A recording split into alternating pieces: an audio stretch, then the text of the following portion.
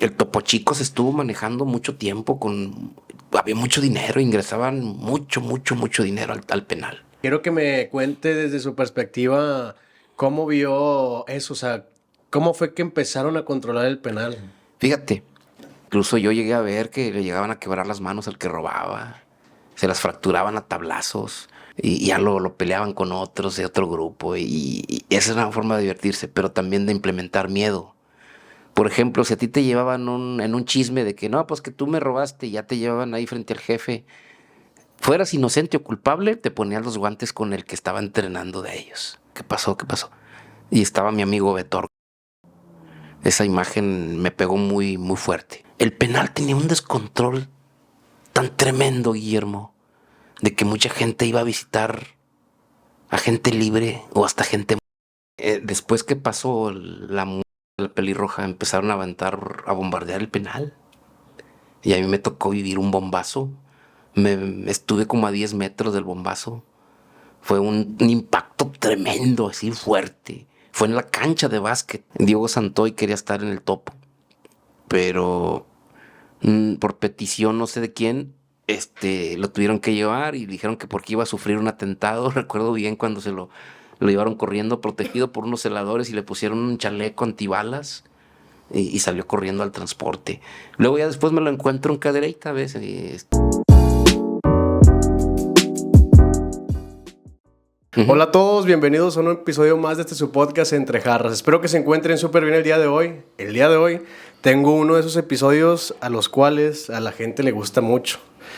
Esta es una historia muy interesante y pues bueno, voy a presentar con ustedes el señor Fermín Casillas. Casillas, ¿verdad? Sí, sí, que sí es puente. Mucho gusto, señor. La verdad, muchas gracias por haber venido.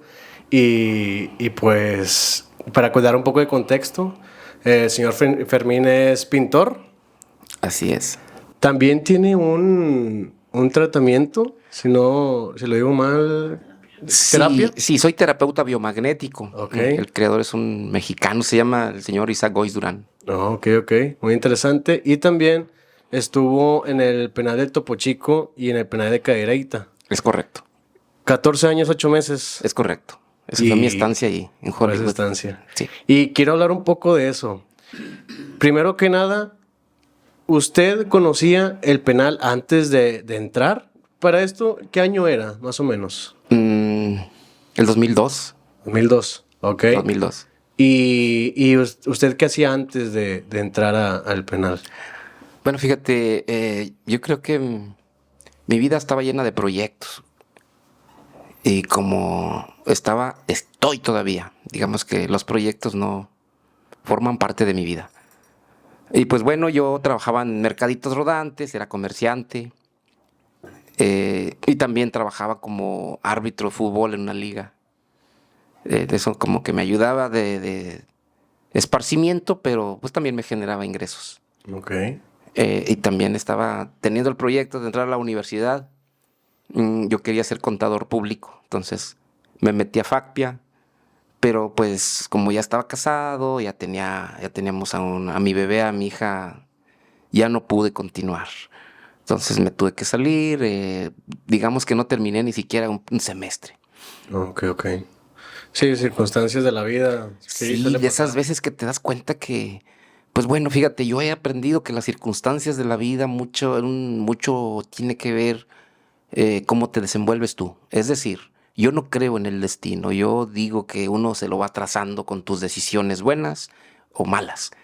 Mm, y lo que vaya viniendo de acuerdo a tus decisiones, pues es como tú lo vayas tomando, ¿ves? No hay energías buenas, no hay energías malas. Tú les vas a dar la interpretación.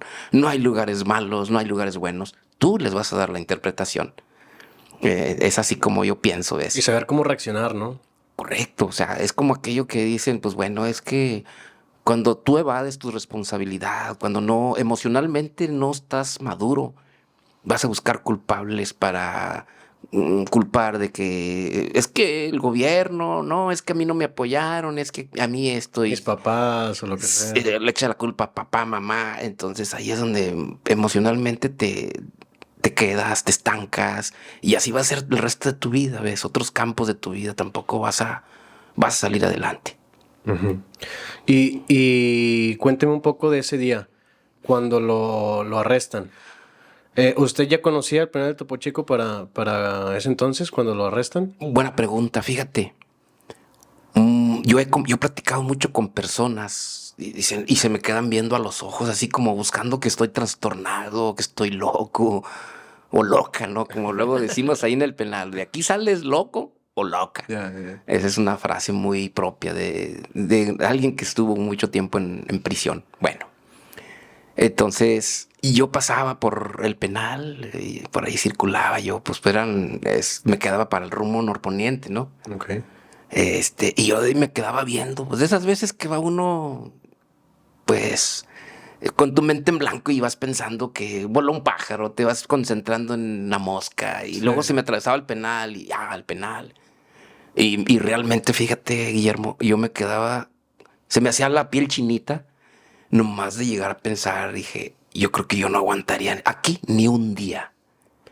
Y no sé si te has subido al metro, pero del metro se visualizaba, digo Sí. visualizado porque Sí, ahorita pues ya no están las instalaciones. Ajá. Ahora es un parque. Es correcto, se visualizaba el patio donde andaban ahí los internos y algunos ambulatorios, entonces se lograba apreciar gente que estaba tirando allí barra, como decimos Ujú. vulgarmente, o sea, en el ocio, pues. Sí. Y yo decía, Dios mío, ¿cómo vivirán? ¿Cómo le harán? Yo me considero totalmente incapaz, ni siquiera un día pudiera estar ahí en esa situación. Pero como tú preguntas que si conocía las instalaciones por dentro, no, solamente lo que se podía apreciar de afuera. Ok. Y pues bueno, yo creo que todos en alguna ocasión tuvimos algún conocido que nos habló, aunque sea información incorrecta, de alguna vivencia en los penales. Por ejemplo, yo cuando era niño tuve un conocido que atropelló a una familia y allí estuvo varios años y mis hermanas eran amigas de él y me llevaban a visitarlo a un penal. Y bueno, yo ya tenía mis 5 o 6 años y ya era un niño que entendía todo, ya entendía todo. Sí. Ya entendía que estaban ahí personas privadas de su libertad por un delito que habían cometido y pues que iban a estar allí mucho tiempo. Y sí me quedaba yo, porque era una cárcel preventiva, no era un penal.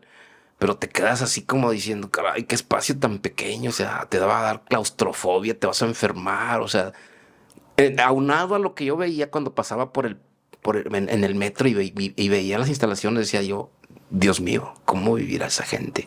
¿Cómo sobreviven? O sea, yo creo que están muertos en vida. Así lo decía. Sí, sí, de hecho yo también digo de que yo creo que yo no podría resistir un día, pero bueno, esperemos que yo nunca llegue, porque ninguno de los que están escuchando esto lleguen, ¿verdad? Pero, y cuando lo agarran, señor, ¿cómo fue? O sea, ¿lo detienen? Fíjate, hay dos eventos en mi vida que han marcado mi vida. Voy a decirlo así, válgame la redundancia. Yo perdí a mi padre a los 12 años de edad. Tuvo un accidente. Yo vengo de un pueblo de Zacatecas, en la sierra.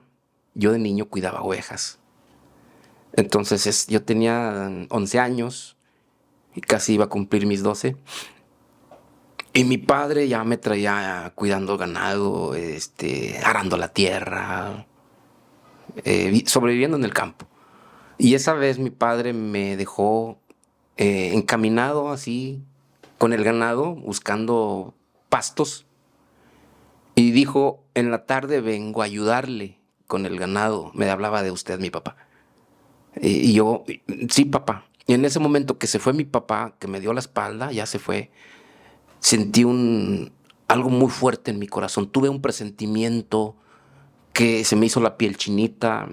En ese momento hubiera querido gritarle a mi papá, papá, no te vayas, espérame, no te vayas. Y esa tarde mi papá murió. Lo mismo sentí cuando me detuvieron. Yo me recuerdo bien, traía a mi niña, mi bebé en mis brazos. Y ese día apreté a mi niña contra mi pecho como diciendo, te quiero llevar aquí tatuada en mi vida, en mi alma, en mi corazón. Como presintiendo que me la iban a arrancar, ¿ves? Que me iban a separar de mi hija, que ya no iba a verla. Y ese día me detuvieron. Ese día me detuvieron, yo no sabía. Ese día llegaron los ministeriales y Yo traía un abogado que, pues bueno, los abogados, benditos sean en algunos aspectos de mi proceso que me mentían, que no, no, tú la vas a librar, no, tú vas a salir, no, no, no, tú di esto, al cabo te voy a sacar. Entonces yo no tuve mucho miedo, ¿ves? No tuve mucho miedo. Yo tuve miedo nada más de separarme de mi hija. En cuanto a lo demás, a enfrentar lo que venía, no tuve miedo porque el abogado me decía que yo iba a estar bien.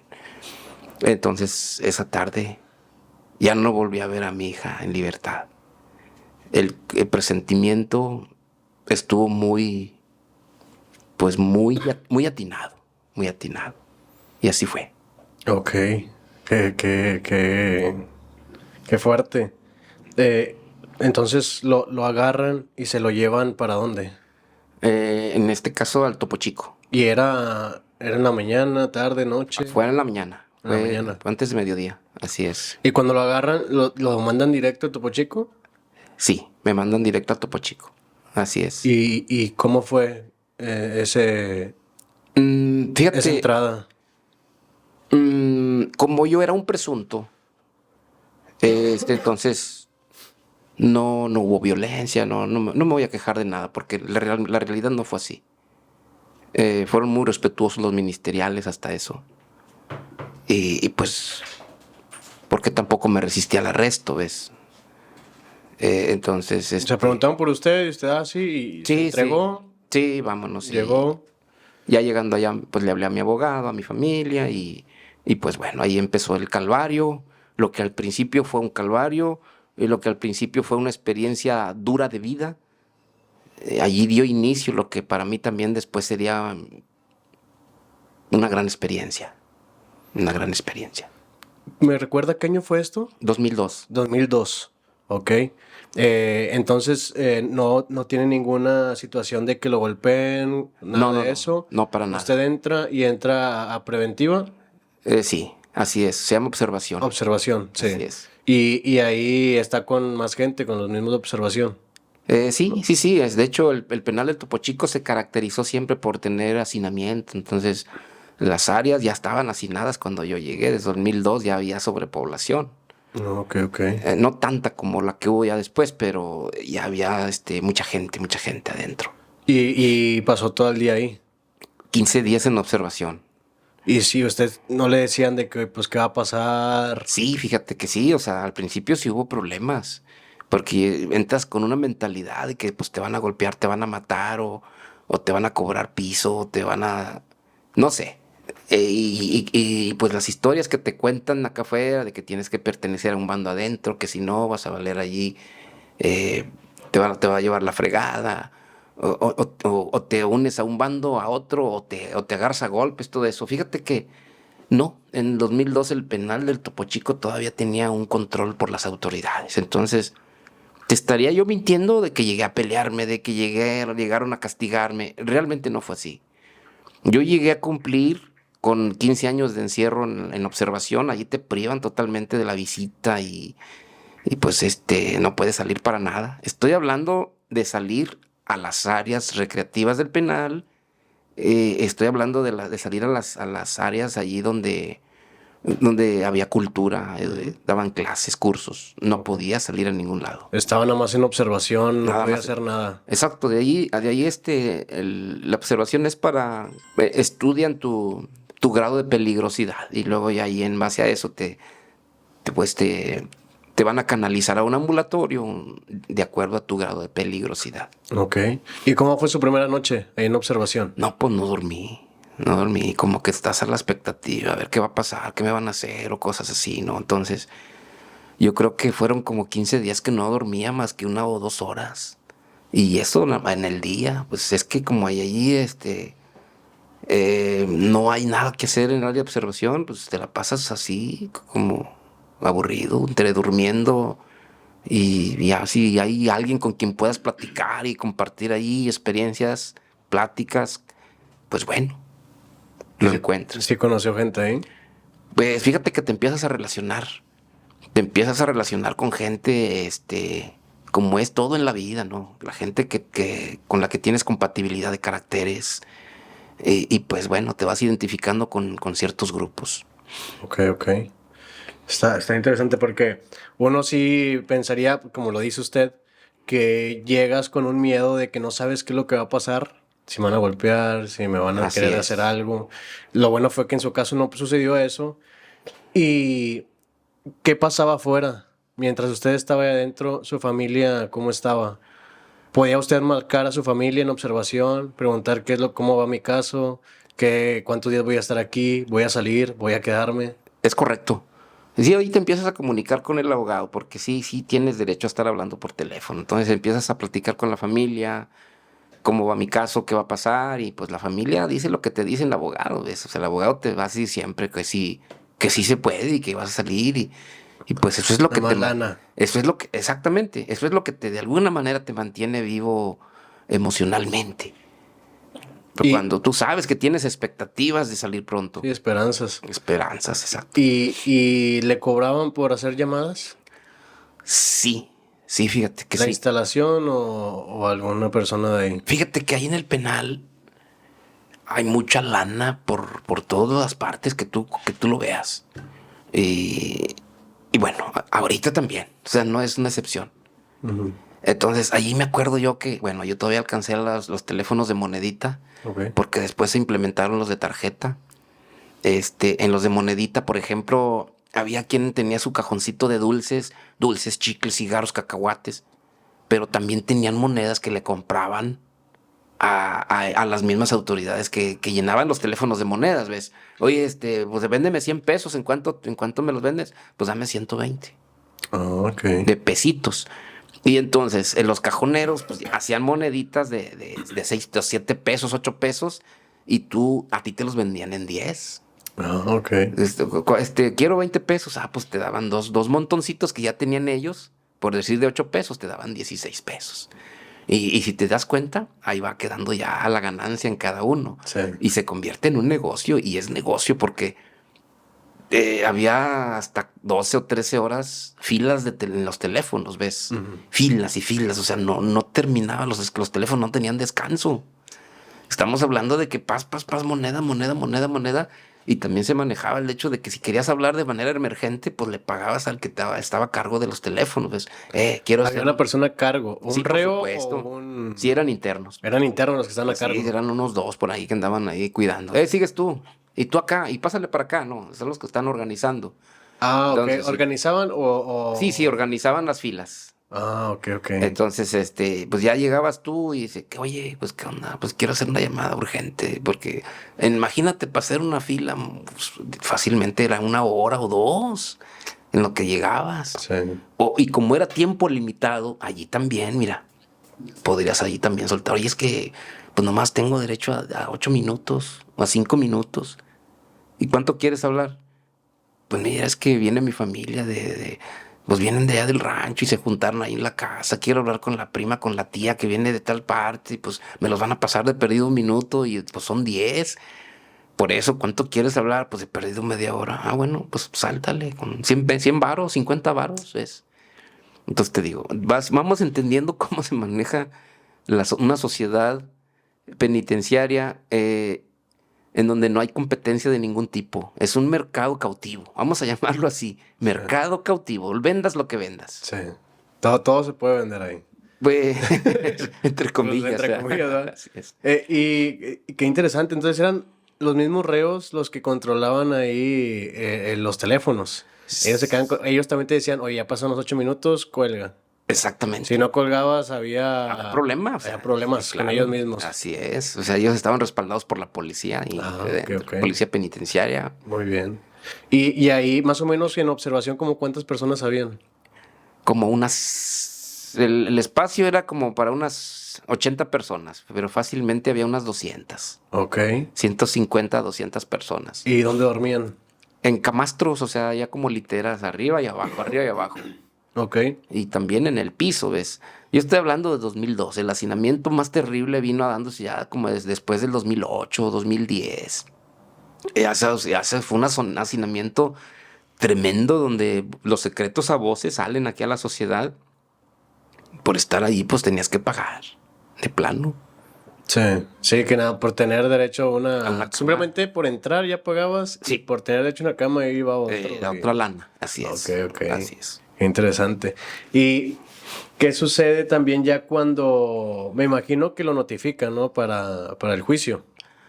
Sí, hay unos hombres ahí, fíjate, ahí había muchos centros de trabajo y ese centro de trabajo se llamaba Los Canasteros.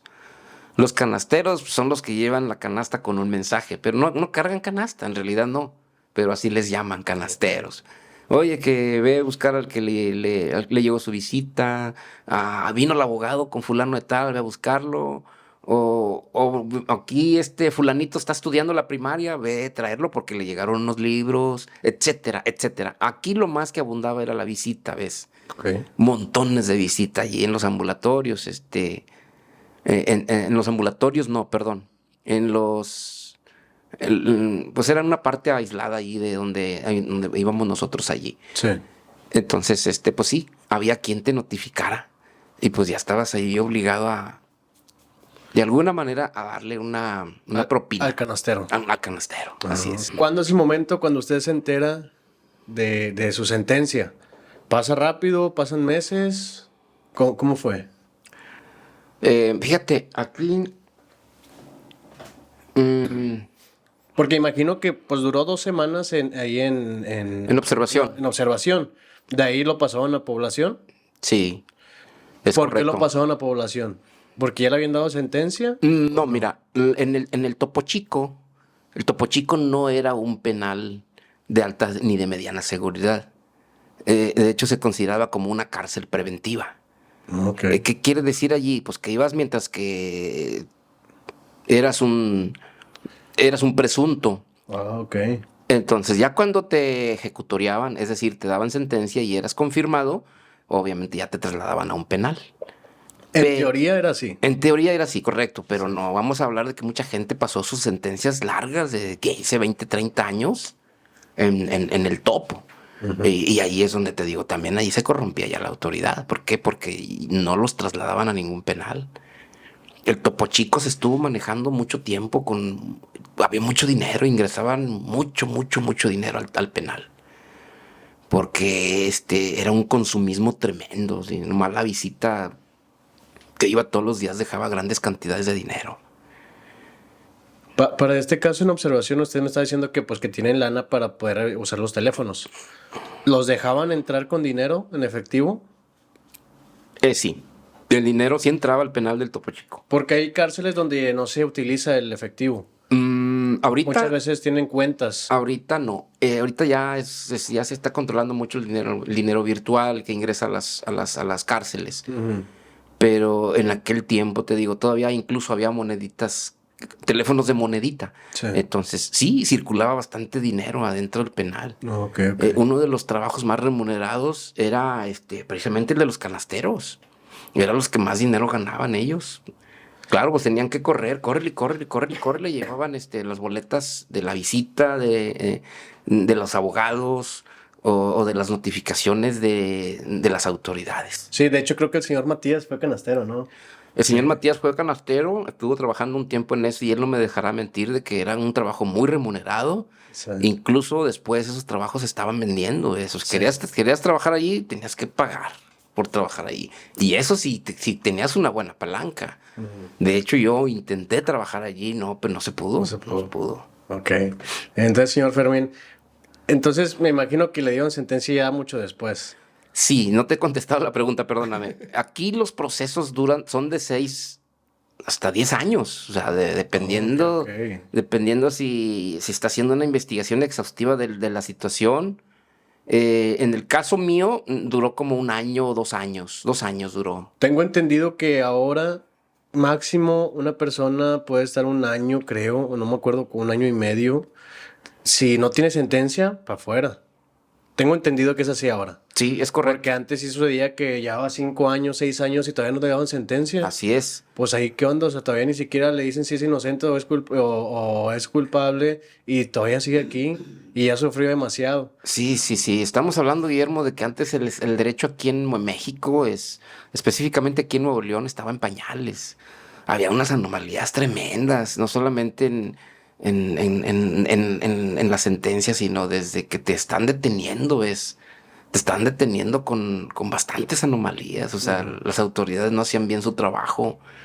Recuerdo bien que ya en el 2012 que hubo reformas muy importantes en el Código de Procedimientos Legales del Estado, que se capacitaron exhaustivamente desde jueces, jueces federales, este, mm, ministeriales, magistrados, hasta celadores incluso fueron a cursos. Celadores que tenían contacto ya en las cárceles, que son, por si es del rango más bajo. Sí. Hasta ellos tenían que tener capacitaciones. Escribientes, no me digas, los escribientes también fueron capacitados. Ya. Entonces, ya a partir del 2012 ya se pusieron las pilas y por cierto, mucha gente fue liberada precisamente por las anomalías que se habían cometido al detenerlos. Ya. También, ¿cómo fue ese proceso de estar en observación a pasar la población? ¿Usted qué sentía? De que, ay, me van a llevar allá, no sé cómo está allá, ¿qué se contaba ahí en observación? Sí, fíjate, yo salí y sí me metí en un problema, me agarré a golpes por una persona que, pues, de esas que empiezan a tosigarte. ¿Desde observación? Sí, ¿O ya era una persona que ya está en población? desde observación. Ok. Entonces eso me retrasó un poquito más la estancia en observación. Pero te voy a hablar un poquito de la persona que estaba a cargo del penal en ese tiempo, era don Belisario Domínguez. Este señor era un psicólogo nato, o sea, este señor te estudiaba sin siquiera analizarte tu caso, tu Sí. situación. Ese señor, con el simple hecho de verte. de verte, de oír tus primeras palabras, ya te clasificaba. Era muy inteligente este señor. Y estaba a cargo en el tiempo que yo estuve ahí, o que me recibió ahí, fue el que me recibió. Ok. Y lo pasan entonces a población. ¿Y cómo estuvo eso? O sea, ¿fue en la mañana, tarde, noche? Normalmente los cambios se hacían en la noche, ya cuando todo el penal estaba casi durmiendo, ya estaban en sus ambulatorios. Y ya le Por dijeron aquello de que tuvieras problemas con alguien, o no sé, o sea, era una estrategia tal vez de ellos de llevarte de noche, a los ambulatorios. ¿Y que le dijeron de que no, pues tú vas para el ambulatorio tal? Sí, ¿Cuál le tocó? me tocó en el C. Ahí estuve, precisamente ahí estuve 8 años, 8 años 8 años ahí. ahí, en el mismo ambulatorio, en la misma cama. Ok, ok. Cuando llega a su celda, ¿había más gente ahí? Sí, había espacios, no voy a decir que estaba muy lleno, no estaba tan lleno, bueno, sí, estaban unos 2, 3, camarotes vacíos, y allí donde me mandan, pues, me tocaron buenos compañeros, fíjate, buenos compañeros, empecé pues, a ver qué podía hacer, porque una vez que ya saliste de observación, ya puedes desenvolverte en la sociedad y puedes ver qué hay, qué es nuevo. O sea, empiezas a recorrer el penal. Aquí está la tienda, aquí está el restaurante, aquí está la cancha de fútbol, aquí está la cancha de básquet. Tú puedes trabajar en esto, puedes trabajar en lo otro y en esto. Y bueno, empiezas a identificarte con qué tipo de actividades vas a lidiar o vas a hacer. Sí, sí, sí. Pues sí, pues para poder llevar la cana más Exactamente. rápido. La cana, buen término. Sí. Sí. También sé que para esos años había mucho pandillas. Sí. De hecho, así se manejaban los penales en aquellos años, que antes que fuera controlado por cárteles, eran pandillas lo que la pandillas. controlaban. Sí, que de la INDEP, de la Es RIS, me correcto. imagino todo Nada eso. más que esas pandillas sí tenían un control, fíjate, a esos los tenían clasificados, ahí en el, en el topo, por ejemplo, eran los B, donde tenían a la gente más conflictiva, tenían ¿El ambulatorio B? sí, en Ok. el pabellón, ahí tenían a psiquiátricos y homosexuales, Ok. y le decían el 11, era el 11.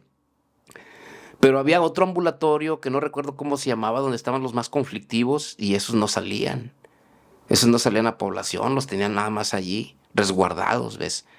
Entonces, pues sí, sí, la clasificación estaba relativamente bien, porque pues era una forma de controlar también lo de las pandillas. Creo que era el 10, el ambulatorio número 10, ese era el que tenía ahí a la gente rijosa, peleonera. Ya. También, dependiendo del delito, mandaban a diferente ambulatorio o ya estando ahí, si veían tu comportamiento y te pueden mover, ¿cómo se manejaba ahí eso? No, fíjate, allí estaban comunes y estaban federales. Ok.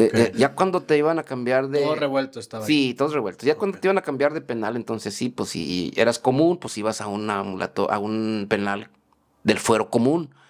Y si traías un delito federal, pues te podían mandar a cualquier parte de la República. Sí. Ok, Penales ok. federales. ¿Y a usted no tuvo problema con alguna pandilla? O sea, me imagino de que le comentaba lo de su caso cuando llegó a su celda. Porque sí puede pasar de que llegues a una celda y que alguien se quiera poner muy listo y pues de... Es como, yo me imagino mucho como en la escuela. Cuando llega un bravucón que te quiere hacer daño, te quiere agarrar de bajada, pues desde un inicio debes de poner tu raya, ¿verdad? Sí, es correcto, tienes razón. No pasó de discusiones y que se podía arreglar, fíjate, o sea, y también como que yo llegué, yo traía un ángel conmigo que me puso pura gente buena y depende con quién te relaciones, depende con quién, dime con quién te juntas y te diré quién eres, ¿no? Entonces ahí empezó pues, con quién eliges juntarte, con qué vas a hacer. Entonces eso tiene mucho que ver. Te juntas con gente conflictiva, vas a tener conflictos. Sí. Te juntas con gente trabajadora, vas a ser un trabajador más. Ya. Sus compañeros de celda Eran sí trabajadores. eran trabajadores. Es que te digo, el señor Belisario, él era psicólogo nato. Ahora sí que lo voy a volver a mencionar. Ese señor te clasificaba de acuerdo a cómo él te estudiaba y te analizaba. Entonces, pues a mí me analizó de que ya desde observación me mandó con gente que trabajaba, gente tranquila. Y no se equivocaron, ¿ves? O sea, no se equivocaron. No te digo, Bueno, ahí duré 8 años en esa celda. Estoy ya. hablando del mismo ambulatorio y de la misma celda. Ok. Quiero que me cuente también si en ese tiempo, todavía cuando eran pandillas, si le tocó ver peleas o situaciones que no se le pueden borrar de la cabeza.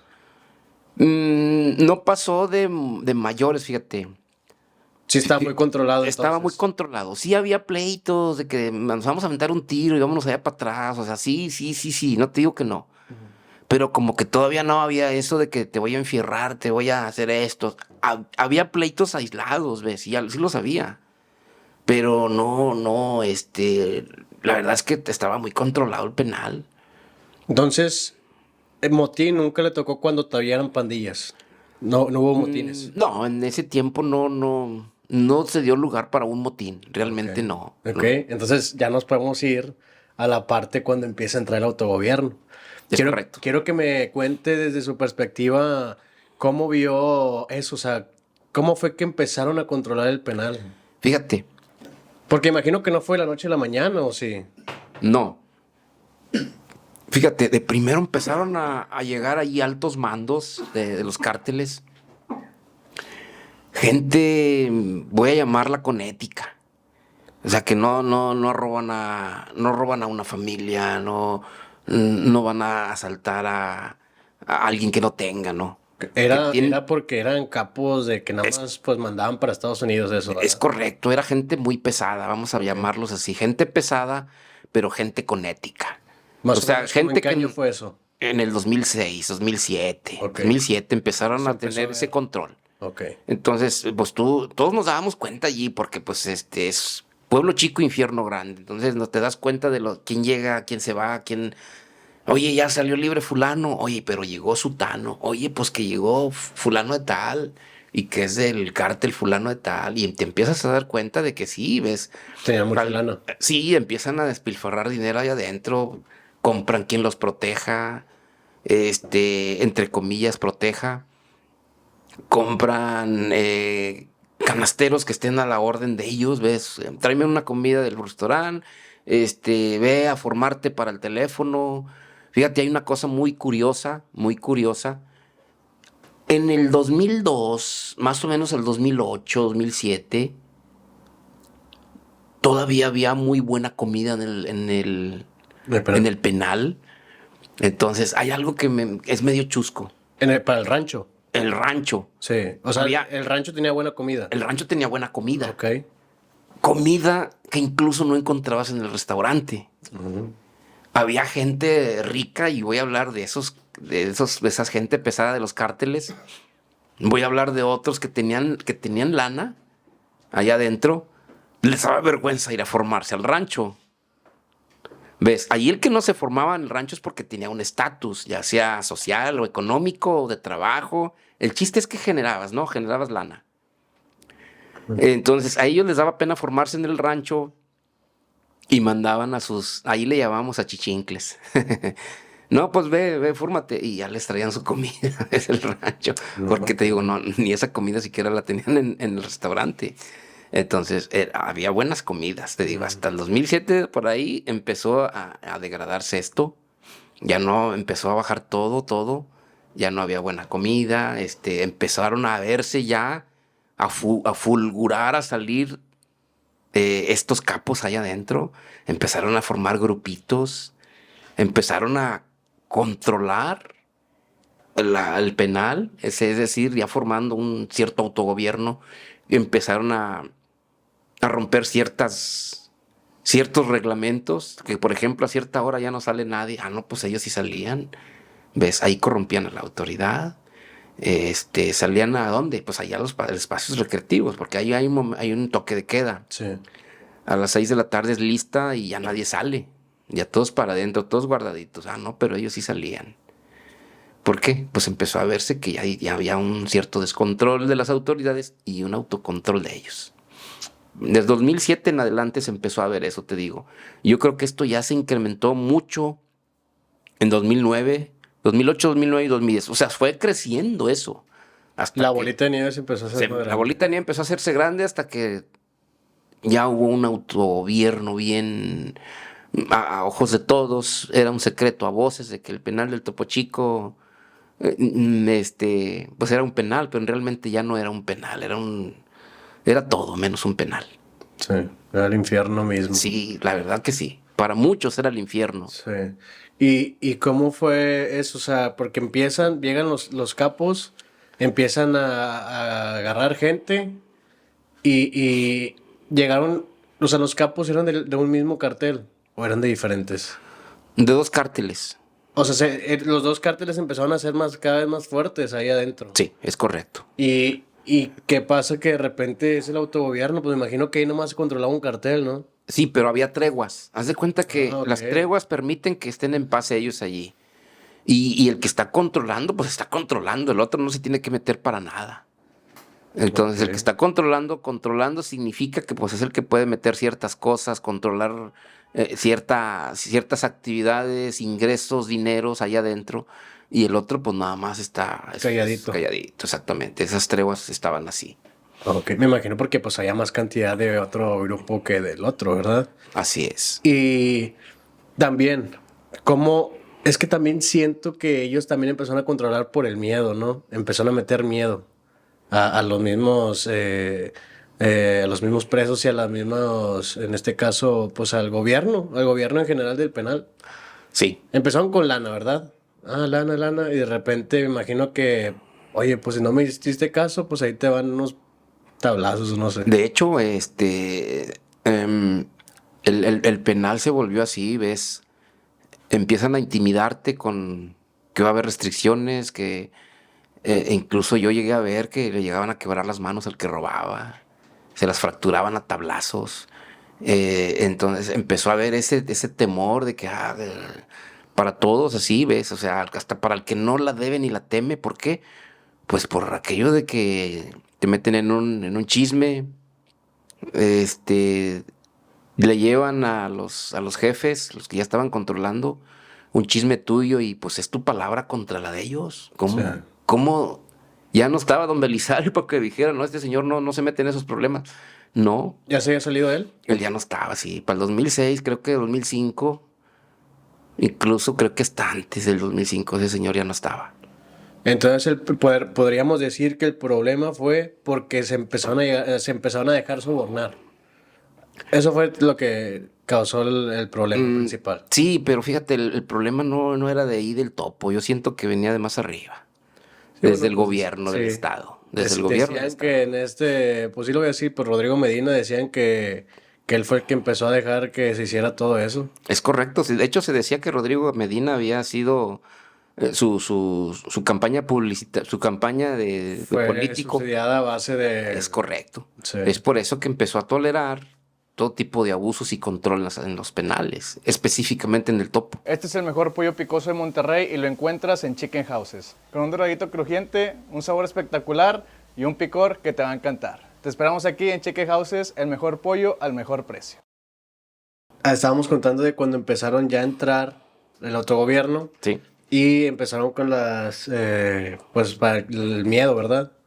Sí, no. Sí, causar terror. Quería que me contara un poco de eso, de qué otros métodos vio que hacían estas personas para causar este tipo de terror, Sí. para mantener controlados a la gente. Fíjate, como un modo de recreación de ellos, empezaron a entrenar box y hacían peleas ahí dentro. Ujú. Entonces siempre traían al clásico guarura de personal de ellos, pues que estaba entrenando, ¿ves? Y ya lo peleaban con otros de otro grupo. Y esa es una forma de divertirse, pero también de implementar miedo. Por ejemplo, si a ti te llevaban en un chisme de que no, pues que tú me robaste y ya te llevaban ahí frente al jefe, fueras inocente o culpable, te ponían los guantes con el que estaba entrenando de ellos. Ah, ok. Y si tú tirabas guante acá afuera, pues le ibas a lo mejor a ganar, ¿no? Ujú. Pero así ganaras o perdieras, se te bañaban bien gacho, o sea, O te sea, daban una golpiza. Era entre varios. Sí, te bañaban o sea, ahí primero se divertían contigo, ¿ves? Si te ganaba ¿El el otro? chincle de ellos, pues, te bañaban a patadas y ya tiraba en el suelo. ¿Y si tú ganabas? Pero si ganabas, pues te bañaban más gacho. Entonces empezaban con eso, lo del box. Sí, empezaron, y hasta las mujeres también participaban, ¿ves? Sí, cierto, porque también este era un penal de mujeres también. Sí, es que aquí empezamos y digo empezamos porque, bueno, lo que pasa es que el penal tenía actividades mixtas. Por ejemplo, Teatro. adentro habían presitas que pues venían del área de mujeres a trabajar al área de hombres o viceversa. Había hombres que pasaban al área de mujeres a trabajar, ya sea de canasteros o en la lavandería, en cosas así que había, ¿ves? En el teatro, incluso en el teatro, hacíamos presentaciones como el 10 de mayo, estudiábamos cursitos de, por ejemplo, de literatura o guitarra, que nos permitían estar interactuando con mujeres. Entonces, ya cuando empezó a haber este control de los cárteles, hasta eso se volvió bien peligroso, ¿ves? Porque si le hablabas y cotorreabas mucho con alguna mujer del que le interesaba a uno de ellos, Ujú. no olvídate, hasta eso era un problema. Cuidado. Llevabas buena amistad con la chava, no, te daban tus costalazos y te iba mal.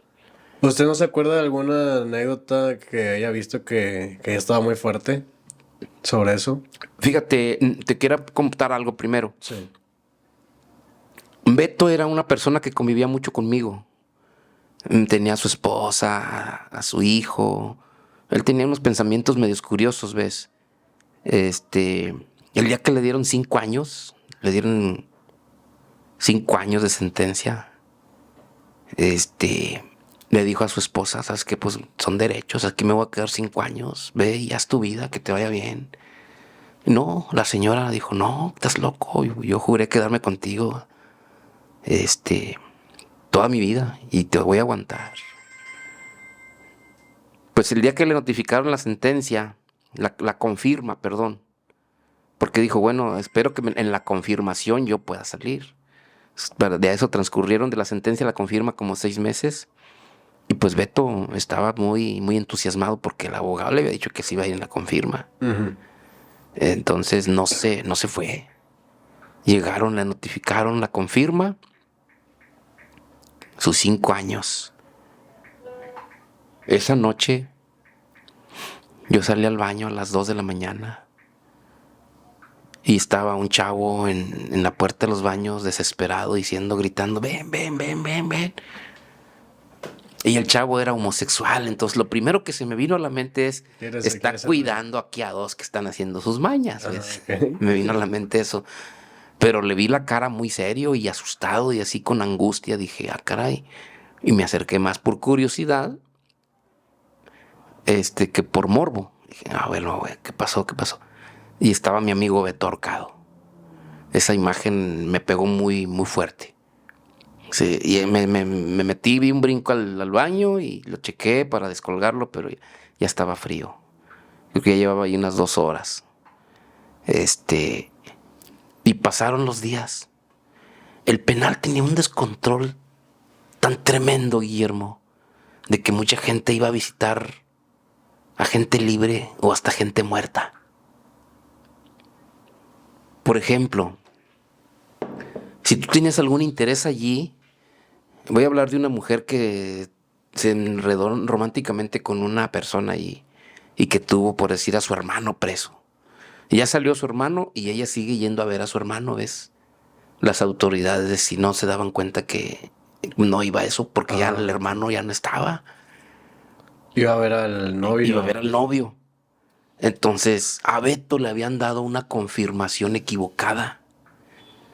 Como a los 15 días, le llegó una notificación de libertad a Beto, a mi amigo. O sea, él le habían dado una notificación equivocada. A los 15 días que él se había ahorcado, o sea, ni siquiera ese control tenían ya en el penal de que Beto ya estaba muerto. No lo tenían. O sea, estaba así tan feo el descontrol, que es lo que te decía hace un momento. Las anomalías de todas las autoridades, voy a hablar de los magistrados, jueces federales y directores de centros penitenciarios, tenían unas anomalías en el ejercicio de su profesión que se reflejaba así garrafal como te lo estoy diciendo. La muerte de Beto a mí me sirvió para inspirarme en un cuadro, ya más adelante te lo muestro. Quimera de libertad o puerta falsa. Por ahí me fugué, por ahí me fui y les gané. Me la pellizcaron, yo como quiera soy libre. Eso es lo que dice allí, ¿ves? En un poema que está dejando ahí Beto y yo me lo imaginé. Y se fue. Pues sí le dejó una carta a su esposa, ¿ves? Yo nunca supe obviamente qué le dejó dicho. No. Pero esa es una de las imágenes que me pegó fuerte, fuerte. Y pues también traigo algunos, aquí imágenes, historias del autocontrol de los cárteles. Es algo muy impresionante eso en los cárceles porque la salud mental. Y le comento, antes de que me digas las otras historias que tiene, las anécdotas, Ajá. ¿Cómo era el día a día en prisión y ya más con esta situación que usted ya sabía que ni siquiera se daban cuenta quién estaba vivo, quién estaba muerto? O sea, usted, ¿eso cómo lo llevaba? ¿Cómo era su día a día? Fíjate, antes de decirte cómo estaba mi día a día, había una persona que ya había cumplido su sentencia, no sé si 10 o 15 años, lo recuerdo muy bien, era de Veracruz, y un día le mandaron a hablar, porque se cuenta que hubo un tiempo en que la encargada de derechos humanos, la coordinadora de derechos humanos, no recuerdo su nombre ahorita, empezó a meter filtros de que ¿cuántos años traes tú? No, pues traigo 5. Bueno, ven para analizarte, a ver si cómo te podemos ayudar para que salgas. Y entre esas personas se presentó un camarada también que estaba allí, que ya había cumplido su sentencia como de 12 o 15 años, ¿ves? Ya se había pasado casi a 20 años. Pero era una persona ignorante, cerrada, analfabeta de Veracruz, donde las autoridades, como que él tenía un problema mental, ¿ves? No recuerdo qué. Pero esa persona solamente le dijeron que viniera alguien de su familia que se hiciera responsable de él. O sea, lo tuvieron ahí retenido de su libertad, privado de su libertad, como 8 años. O sea, lo estaban cuidando ahí, ¿de cuenta? Sí, pero fíjate, no recuerdo bien su estatus. No, a lo mejor te estoy mintiendo que tenía un problema mental, ¿no? Porque se hizo un escándalo a partir de allí. De que, ¿qué onda? Pues, ¿por qué tenías a una persona privada de su libertad 8 años? O sea, era para que le hubieran puesto una demanda al gobierno, ¿ves? Sí. Y no, pues no lo hicieron porque eran personas totalmente cerradas, ¿ves? Pero alguien, estaba un cajonero, lo recuerdo muy bien, Patiño, en la puerta de mi ambulatorio en Lo Sé. Ese señor era bien platicador, con todo el mundo platicaba, y más si le comprabas. Y se acercó ese señor a platicar con él. ¿Y tú de dónde eres? No, pues soy de Veracruz. Oye, de allá es mi esposa. ¿De dónde mero eres? No, pues de tal parte. Ah, mi esposa es de por ahí. ¿Y cómo te llamas? Me llamo fulano de tal. ¿Y cuántos años te faltan? No, yo cumplí. Nomás que me dijeron que tenía que venir alguien de mi familia para que se hiciera responsable de mí. Ájale. Oye, no, pues mi esposa va a ir para allá. A ti se me hace que ya te dan por muerto. Dame tu nombre con todo y apellido, dice. Patiño le pidió el nombre y apellidos al señor y su esposa fue con la familia y le dijo, ¿ustedes tienen un familiar así? Esa? Sí, pues está preso y ya cumplió su sentencia, nomás está de que vayan por él. Y fue muy sonado, fíjate, eso fue muy sonado, esa historia también de cómo se cometían esas anomalidades tan tremendamente que pues afectaban a gente. Sí, sí, sí. Impresionante. Por la ignorancia de la gente. Fíjate, yo también me acuerdo de Froilán Rojas, es cuñado de mi hermana. Lo iba a visitar mucho su hermano, que es mi cuñado. Y un día detuvieron a mi cuñado, o sea, lo dejaron allá adentro. Lo confundieron con Froilán. Hasta que pasaron lista y todo, y ahí lo tuvieron como unas 2 horas. Ya ves que la familia salía 1 hora, pero ya en otra hora hacían la lista. Entonces lo dejaron ahí y dije, no, tú eres Froilán. No, no me llamo Froilán, me llamo Beto. Y ahí estuvo hasta que vino Froilán, ya le mandaron a hablar a Froilán. Dijeron, a ver, pásale. No, sí, él es Froilán. O sea, sí puede pasar eso de que tú vayas a visitar a alguien, te pareces a alguien, oye, no, tú no te sales porque tú eres y ahí te quedas. Sí, no, es que sí, es que esos casos se dieron, y se dieron en varias ocasiones, ¿no? De esas son las que yo me enteré, Sí. imagínate. ¿Alguna otra historia que tenga, señor Fermín, de algo que haya visto que haya impactado? Sí, fíjate que, bueno, son muchas, muchas, muchas. Me acuerdo que cuando arrojaron, después de la muerte de la pelirroja, Que eso fue muy sonada. fue ¿A muy usted le sonado. tocó eso? Sí, claro, ¿Y claro. cómo fue ese día? No, pues fue algo tremendo, fíjate, yo tenía una conocida ahí en el área de mujeres. Sarita pintaba, era artista también, artista plástica. Ah, cómo le gustaba contarme cosas. Y yo le decía, no, mejor no me cuentes nada, no quiero saber nada. Pero ella vivía enfrente de la pelirroja y vio cómo la vio hasta que se cansaron, una fila. Entonces la sacan muerta, pero hacen firmar al doctor que iba viva. El doctor se metió en un problema ahí, ¿ves? Pero pues, por lo pronto lo involucraron. Después que pasó la muerte de la pelirroja, empezaron a bombardear el penal. Y a mí me tocó vivir un bombazo. Estuve como a 10 metros del bombazo. Fue un impacto tremendo, así fuerte. Fue en la cancha de básquet. Allí en la tiendita de la cancha de básquet, hay una tiendita, pero como era muy temprano, afortunadamente no había nadie allí. Pero cimbró todo el edificio. Yo estaba en el edificio, yo hacía una rutina de ejercicio, se me permitía usarla así tempranito. Hacía una rutina ahí encerrado con otros 2 o 3 compañeros y me acuerdo muy bien de ese bombazo. Fue algo impresionante, se cimbraron las puertas, salimos corriendo, las autoridades empezaron a moverse, hubo mucho movimiento ese día. Y también fue muy, muy sonado acá en la sociedad afuera que estaban bombardeando al penal del Topo. A usted le tocó también cuando entró Diego Santoy.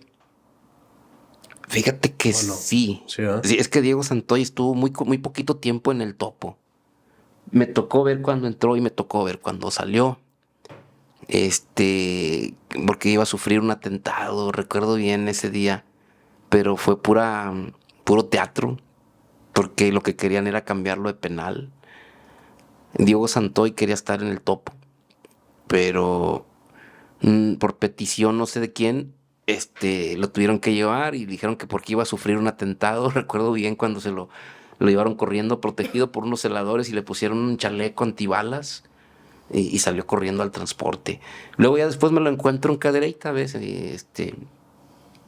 Y sí, yo conviví mucho con Diego porque, haz de cuenta que yo lo que me dedicaba ahí era al arte plástico, a la pintura. Y Diego Santoy se dedicaba mucho a la artesanía yo creo que todavía, de bolsas, cintos, manejaba mucho la piel de cabrita y también la piel de res. Ok. Hacía bolsas para dama, billeteras para hombres, cinturones, hasta guaraches. Entonces, llegué a convivir mucho tiempo allá con él. ¿Y cómo era, Diego Santoyo? ¿Cómo es? Bueno, en ese tiempo, ¿cómo era? Era...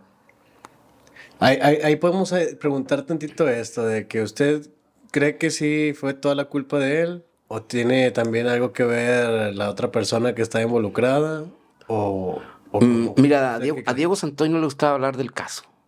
Y tampoco, pues a nosotros no nos gustaba preguntarle, Había ¿ves? como un código interno en donde no podías preguntarlas directamente. Hay un código que, o sea, lo vuelvo a repetir porque si no se escucha. Interno es un código interno donde por ética no puedes preguntar, ¿y tú por qué vienes? No, Ok. no, eso es ofensivo. ¿Ves? Ok. Ya si después él quería, pues, exactamente, ok. si de él nació te contaba, bueno, ya escuchaba, pero no podías preguntarlas y a quien le preguntaba le decían, ¿eres policía o qué? Que ya estabas harto de contar tu historia ante abogados, magistrados, trabajadora social, y ya estabas harto. Sí, me imagino. Era una tortura psicológica, de hecho. Sigue siendo una tortura psicológica. Cuando te piden con lujo de detalles y que hagas recreación de los hechos, incluso hasta donde sucedieron los hechos, todo eso es una tortura psicológica. De modo que sí, efectivamente se llegó a crear un código penal donde no te puedo preguntar por qué delito vienes. O a lo mejor sí, pero sin detalles. Ni tú a mí, ¿ves? Es como un código O es interno. solamente si tienes la confianza, ¿verdad? De que, Es correcto. te cuento. Sí, es que algunas personas pues sí se regocijaban en contar sus delitos, ¿ves?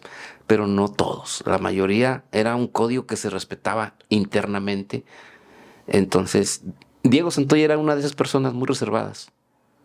Aunque de pronto, ¿ves? O sea, se vislumbraban así cosas.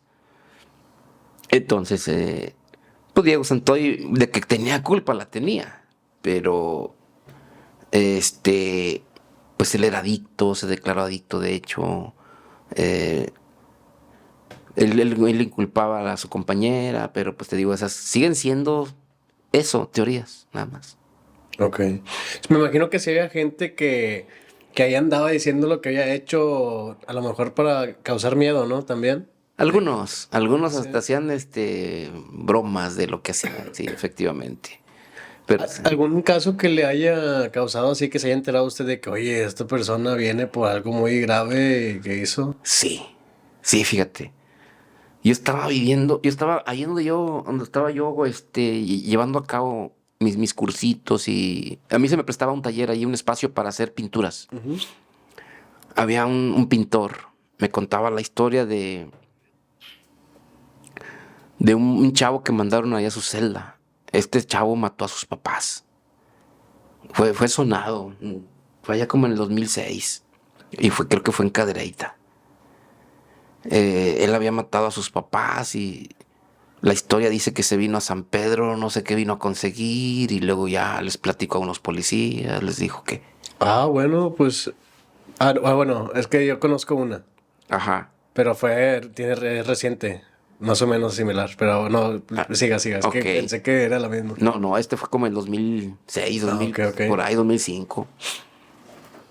Entonces este chavo como que sí tenía cierta neurosis, ¿ves? Ok.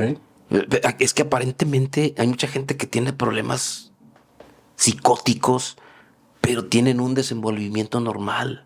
De ahí a que yo siga resaltando que don Belisario era un tremendo en ese aspecto. Era una ¿ves? eminencia. Para identificarte. Yo creo que la vista, los movimientos, los ademanes, los gestos faciales, estudiaba todo el señor, ¿ves? Sí. Y bien rápido te clasificaba, bien rápido. Entonces este chavo duró varios días sin dormir, mi compañero pintor, y yo lo veía bien cabizbajo. Víctor Contreras, mi camarada Víctor. Ondarza, Víctor Contreras Ondarza.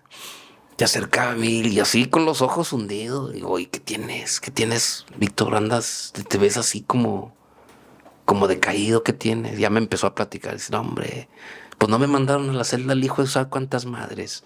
Fue famoso allí el chavo ese. Okay. Había matado a sus papás. Dice, no, yo le dije desde el primer día, Lijira, no quiero despertarme en la noche y que yo vea que me estás viendo así a mi cama. Pues que se cuenta que los camarotes los separaba aquí así, unos ¿qué? 60 centímetros. Así es de que si te sentabas en tu camarote y se sentaba el otro camarada, pues chocaban casi las rodillas. Ok. ¿Ves? Y si te sentabas en tu camarote y por casualidad pues volteabas a ver a tu compañero y si tu compañero despertaba, pues haz de cuenta que tus ojos chocaban con los de él aquí. Imagínate despertarte a las 2, 3 de la mañana y que te esté viendo así el compañero.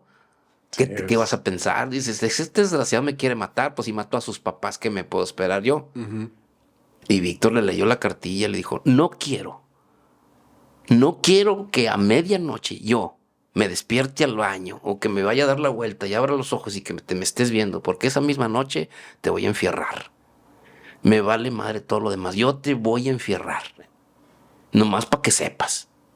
No quiero que te me quedes viendo siquiera, ni en el día ni en la noche. Marca bien tu raya.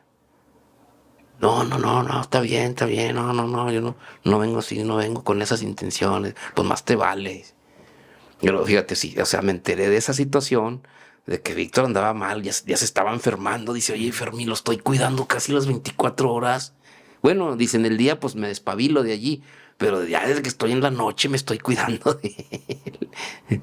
Y te digo, pues es una situación bien tremenda entre gente que tiene problemas mentales o gente que va por un delito así similar de esos, o sea, dices, pues ¿para qué me lo mandaban para acá?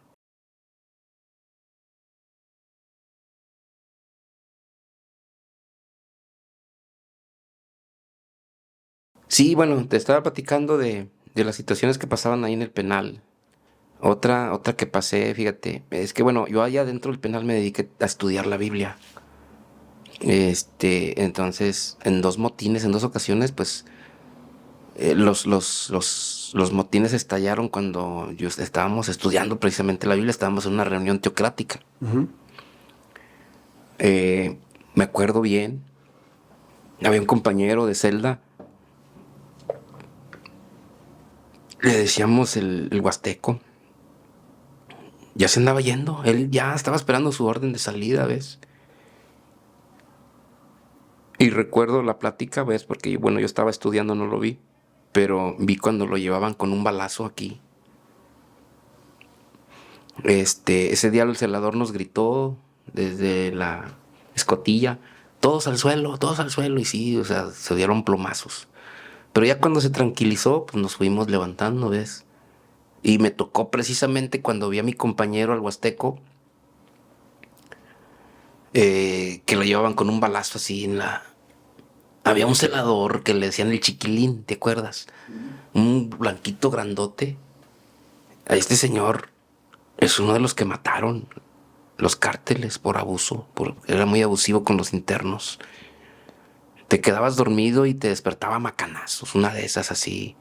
O te hallaba en la lista sin camisa y te sacaba a macanazos a barrer. Así, no importaba la temperatura, si estaba muy frío. Ahí andabas barriendo una hora, exhibiéndote, o sea, allí pues el carro, ya sabes, de la raza. Sí. Pero aparte, pues él era muy bañado. A él lo mataron. En el motín. En uno de los motines, no, lo mataron acá afuera. Bueno. Y es cuando mataron a muchísimas celadoras también, porque pues no quisieron trabajar con los cárteles. Bueno, continúo con el Huasteco. El Huasteco ya nomás estaba esperando su orden de salida, ya había cumplido su sentencia. Y el tonto en el motín fue y agarró la varilla de los pollos en el restaurante, donde ponían los pollos a rostizar. Uh-huh. Arrancó la varilla y fue y se metió entre el motín, el tonto. Y le metieron un plomazo. Aquí por la vesícula. Pero se lo metió la policía. Sí, todavía controlaba en ese tiempo más o menos la policía. Ok. Entraron tirando. Ese es uno de los motines que todavía se hicieron cuando los cárteles todavía no tienen tanto estaban, poder. no tenían tanto poder. Pero ya estaban ahí. Entonces el Huasteco lo vi cuando se lo llevaron y como a los 3 semanas, un mes, lo regresaron otra vez ahí al penal. Le montaron otro delito por el Por el motín. por el motín. No recuerdo qué le montaron. El chiste es que se aventó como otro año. Le cortaron un pedacito de su intestino porque le perforó el intestino la bala. Y ya no salió sano, o sea, ya no salió al 100. Esa es una. La otra que también me dejó marcada es cuando mataron al jefe de la mafia de la piratería. Que no recuerdo su nombre, Sí, Sí, pero es el de Colón. el de Colón. De hecho sí, el señor Matías lo mencionó en el podcast también. Sí, Matías lo mencionó. Ajá. Bueno, a ese señor era imparcial, ¿ves? O sea, como que él contradecía ciertas acciones de los cárteles ahí en el penal. Ok. Bueno, del cártel, era un cártel. Y también tenía dinero. Y también tenía lana, por eso mismo los podía contradecir, porque él también tenía cierto poder, económico al menos. Ajá. Tiene mucho poder económico. Entonces, pues, los llegó a fastidiar de que corregía cosas que ellos decían allí, hasta que dijeron, no, pues, mátenlo. Esa noche me acuerdo que yo estaba en el taller en el salón 10 de pintura, porque ahí era mi taller. Ahí estaba yo con varios compañeros. Y fueron y me dijeron que cierre el salón, pero ya. No, pues dejamos los pinceles allí sucios y sale corriendo. Y ya, pues en la mañana, ya, el rumor, ya mataron al señor de la piratería. Y ahí en las escaleras, porque fue en las escaleras bajando al salón 10, y ahí mismo había un departamento de psicología. Había las manchitas así de salpicaduras en la pared. Sí. No sé cuántas puñaladas le dieron al señor, pero esa es una de las cosas que también me dejaron marcado. Que la recuerdo muy bien. A usted le tocó, me acuerdo, el caso pues muy sonado aquí, porque fue un atentado bien impresionante, el Casino Royal. No me acuerdo qué año fue, pero esas personas las mandaron al Topo Chico. Es correcto. ¿A usted Sí, le tocó? sí, conocí a 2 de ellos, Ok. conviví de cerca con ellos. ¿Cómo fue cuando ellos llegaron? Esas personas, porque hicieron algo atroz. Sí, pero como eran del cártel, no les pasó nada. O sea, ellos llegaron a integrarse a su hábitat natural, haz de cuenta. Llegaron y los Ya los ataron. estaban esperando, pero no para maltratarlos, para golpearlos, para extorsionarlos. No. Como era lo común, ¿ves? Si no pertenecías a ningún cártel y habías cometido un delito, el cártel llegó a ser tan poderoso de que cuando tú llegabas al penal ya tenían tu expediente allí, Hacían todo. qué habías hecho, si ibas por fraude o por asalto, ya sabían hasta los detalles, ¿ves? Ya sabían dónde vivías, ya tenían tu ubicación y todo. Entonces, tenías que pagar. De ahí te extorsionaban, las extorsiones estaban al día. Pero en el caso de los del Royal, pues no. Ellos llegaron con su gente allá adentro que ya estaban esperándolos, ¿ves? Ok. La pechuga. ¿La pechuga? ¿Te acuerdas, mano? Sí, la pechuga. Cuéntale de ese. Sí, la pechuga, bueno, eso ya fue acá ya fue en el 2013, por ahí, 2012, 2013, en Cadereyta. ¿Quién era la pechuga? La pechuga era uno de los cárteles contras, pero haz de cuenta que cuando empezaron a dominar el Topo, a él lo trasladan a la Cadereyta. Ok. Yo vi cómo y cuándo lo trasladaron, ves, también protegido, ya lo querían tronar ahí en el Topo. Entonces, Era contrario. sí, Ok. lo llevan a Cadereyta y en Cadereyta, fíjate, la pechuga le compró mucha obra a un compañero que también era pintor, a Charlie. Cuadros hasta de 20,000 pesos. O sea, la pechuga estaba bien pesada ahí en Cadereyta. Era el que tenía todo el mercado. Que supone que en Cadereyta no había autogobierno. No, en Cadereyta estaba controlado por las autoridades. Entonces, pues, tenía su Era su territorio, ¿ves? Él allí vendía. Tenía su privilegio, o sea, Correcto. por lo mismo que tenía lana Así y todo. es, exactamente. Entonces, ahí en Cadereyta sufrió un atentado fuerte. Se dice que cuando estaba en el gimnasio ya han avisado a los que estaban con él que se hicieran a un lado, que también los iban a dar. En el mismo gimnasio con los discos ahí lo tronaron, ¿ves? En la cabeza, los discos se los arrojaron. Y no murió allí, sino que se lo llevaron bien grave. Y ya murió en el hospital. Y murió en el hospital. Le comentaba hace rato lo de cómo era un día, o sea, cómo era el día al día en el prisión. Nunca se podía estar tranquilo. Siempre tenías que estar al pendiente de que, oye, no me vayan a hacer algo, no voy a empezar a... Mira, antes del 2007 era un lugar que podías estar tranquilo, podías dormir. Salvo tus problemas personales y la cana que te habían dado, ¿ves? Pero a partir de 2007 como que eso pasó a ser parte secundaria de tu vida. De ahí ya no sabías si te iban a meter en un chisme, si te iban a quitar el camarote para dárselo a otro, o si te iban a cambiar de penal. O sea, esa incertidumbre te creaba un estrés tremendo. En serio. Ahí veías, a nosotros nos creaba mucho estrés, por ejemplo, cuando veías al canastero que venía preguntando por nombres, fulano y fulano, cuando ya no había visita, ¿ves? La visita dejaba entrar como a las 3, 4 de la tarde ya. Pero cuando entraban los canasteros buscando a la gente después de ese horario, Era porque... iba a ser trasladados. Nosotros le llamábamos, ¡ay, tirón! Esa frase creaba un estrés en todos. Se nos poníamos tensos así, ¿ves? ¿Por qué? Porque ya había un cierto control, por ejemplo, en Apodaca, ya había un cierto control del cártel, el mismo que dominaba en el Topo. Sí. De hecho, pues, es bien mencionado la araña. Es correcto. Entonces ya sabías lo que te iba, o sea, llegando te iban a dar una tabliza como de bienvenida, ¿ves? Entonces, aunado a que, por ejemplo, te iban a quitar tu camarote o te iban a cobrar algo o simplemente a tu compañero se había metido en un problema, pues ya ahí en tu celda iban a darle una costaliza ahí enfrente de ti. O sea, si en el Topo llegó a sentirse que con el simple hecho de amanecer vivo al otro día ya era una bendición, era un paso, un brinco a la vida, ¿ves? O sea, ya la libré un día más, ya estoy aquí. Como que la noche era la que ocultaba la maldad, la noche era la que ocultaba la muerte, la noche era la que ocultaba todo lo que te creaba un montón de estrés, hasta insomnio. Entonces, lo más peligroso era la noche. si llegabas un día y vivo ya en la mañana, de perdido, estabas vivo. Sí, ya sentíamos aunque no tranquilo. tuvieras trabajo, aunque no tuvieras dinero, aunque tuvieras 50 años de prisión, pero estabas vivo ya. Como que dices, ya la libré otro día aquí. Entonces no se podía dormir a gusto. No, definitivamente ya. Después del 2007, 2008, las cosas empezaron a crearse así, te digo, ya vivías con la misericordia de Dios. Se llegaba a escuchar así gritos de tortura. Y... Sí, gritos de muerte, incluso, de tortura, de complicidad. O sea, tú haces, a lo mejor sabemos nosotros algo de gente que sufre de persecución, delirios tremens, por un problema mental. Pero haz de cuenta que ahí el problema mental lo teníamos ya todos.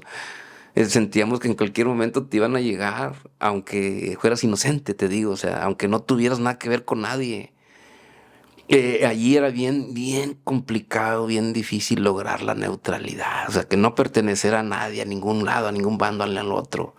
Allí hasta el religioso no tenía una buena aceptación, ¿ves?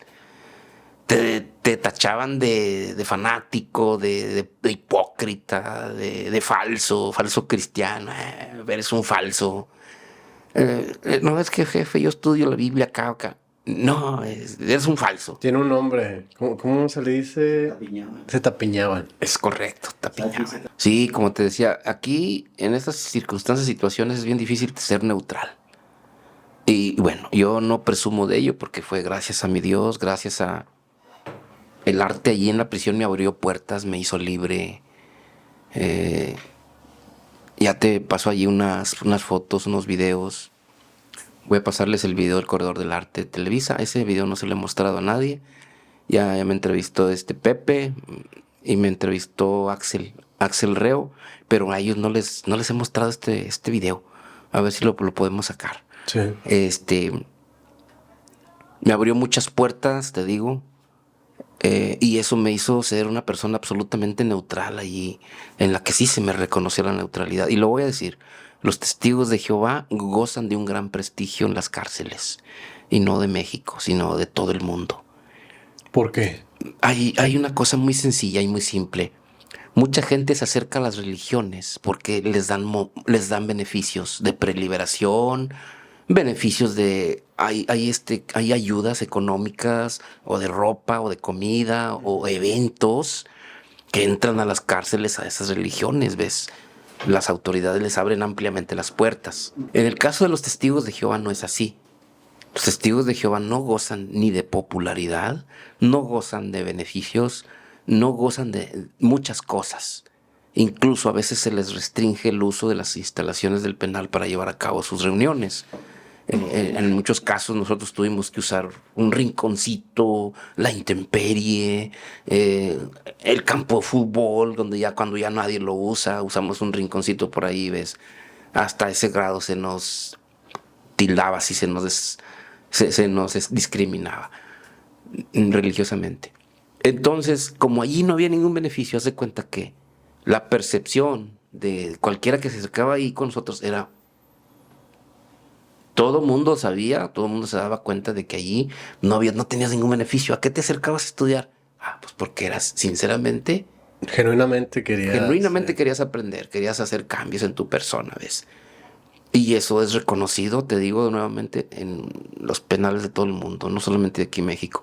Entonces en el Topo no fue la excepción. Allá los testigos de Jehová incluso se nos llegaba a proteger. Hay en algunas ocasiones se llevan a cabo reuniones donde invitaban a las mujeres a venir allí y estábamos protegidos por los cárteles, ¿ves? Ahí estaban los subordinados de los jefes allí poniéndose a las órdenes de nosotros, imagínate, o sea, oiga, aquí vamos a estar, cualquier cosa, usted nada más díganos. Uh-huh. Que no se cuele aquí ningún mirón, que no se cuele aquí ningún livinidoso. Usted díganos para quitárselos de aquí. Porque causaba mucha admiración que entrara ahí una mujer, ¿ves? O sea, todo el tiempo estás viendo hombres. Sí. Entonces llegaba ahí una mujer y pues todo el mundo quería verla, ¿no? Entonces eso creaba expectación. Pero, te repito, había una neutralidad reconocida hasta por los cárteles, incluso en los motines. En los motines se nos llegó a decir, nomás con ellos no. Nomás a ellos no. Y ya estoy hablando de que a religiosos, pues sí, o sea, los tachaban de hipócritas, de que, como ya lo mencionamos, ¿verdad? Ellos no tienen el católico ni todas las religiones que entran ahí, no tienen ese prestigio. ¿Por qué? Por los beneficios que son. Yo no estoy diciendo que no sean francos, que sean sinceros, ¿ves? Sí, en Cadereyta, ¿ves? En Cadereyta un tiempo ya no dejaron entrar a los testigos de Jehová. Y el mismo director fue ambulatorio por ambulatorio diciendo, van a entrar los testigos de Jehová para que se vayan ahí a estudiar con ellos, el que quiera reunirse con ellos. No voy a decir que siempre nos negaron un lugar, no. Sí nos prestaban las aulas, uh-huh. Pero ya después que veían un grupito, o sea, no se lo iban a prestar a 2 ni a 3. Sí, no. Vamos nosotros 3, no. ¿Cuántos son? Pues somos 3, no. De perdido, júntate 10 o júntate 5. Para que les podamos prestar un aula. También para ya pasarnos a Cadereyta, señor Fermín, me comentaba que existía este miedo al momento de los traslados. Cuando usted lo trasladan, que mencionan su nombre, ¿qué fue lo primero que pensó? ¿Cómo se sentía? Sí, es que fíjate, cuando yo te estaba comentando que se creaba una incertidumbre, una angustia, cuando después de la visita salían los canasteros gritando a las personas que pues los llamaban a la guardia, ¿ves? Uh-huh. Y no te decían que era traslado, no te decían, no, te van a notificar algo allí, o te habla el abogado, o te hablan en la guardia, así, ¿para qué? No sé, nomás te hablan en la guardia. Entonces, crea una angustia terrible, fíjate. Uh-huh. Yo, Cuando saqué 2 premios, 2005 y 2006, el secretario de Seguridad Pública del Estado personalmente me dijo, no te voy a cambiar de penal, para que estés tranquilo. O sea, la incertidumbre vuela, la huele la gente, se sienten las autoridades, o sea, todo el mundo sabe que esto crea una angustia. Entonces yo viví muy tranquilo, ¿ves? Pero cuando ya estaba muy difícil las condiciones en el topo, mucha gente pedía su traslado. Y otros que como yo, pues mi neutralidad me permitía relativamente estar bien, pues no quería cambiarme, no quería. Y sí, no, ¿ves? O sea, ¿por qué? Porque cambiarte de penal también implica cambios, qué te espera, a dónde vas, a cuál penal te llevan. Bueno, entonces llego, me gritan mi nombre esa tarde, era como a las 4, 3, como a las 4 de la tarde, 5 de la tarde, gritan mi nombre. Yo estaba en la cancha de básquet y traía una gorra y se la di a un compañero y minutos antes me había cagado un palomo. Y muchos dijeron, es de buena suerte, de buena suerte. Bueno, entonces ya, ¿qué pasó? No, pues te hablan la guardia. Y saqué un billete. ¿Para qué me quieren? No sé. Y luego llegó otro que era un jefecillo. Y dice, con Casillas no hay problema. Con él no hay problema. Dile a dónde va.